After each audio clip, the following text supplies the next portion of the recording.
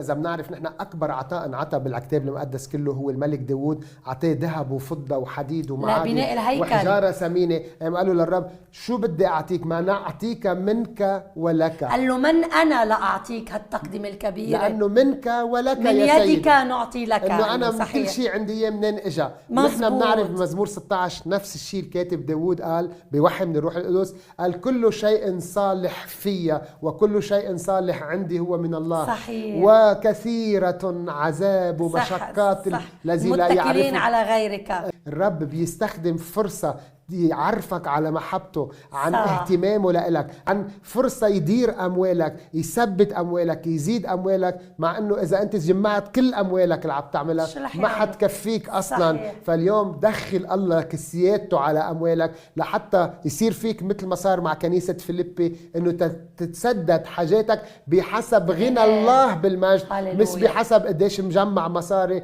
أو بحسب حجم الحاجة. وهيك حتكون مبارك وسبب بركة لكثيرين حولك، لعائلتك وكنيستك والناس اللي بدائرتك، وتعطي مجد لله وتقول مش أنا إنما الله الزكي، مش أنا إنما الله الصالح، وتقول هيدا إلهنا الحي به نطق، عطاني نعمة العطاء وأنا فيها عم بسلك، وأستطيع أن أعمل كل شيء في المسيح الذي يقويني.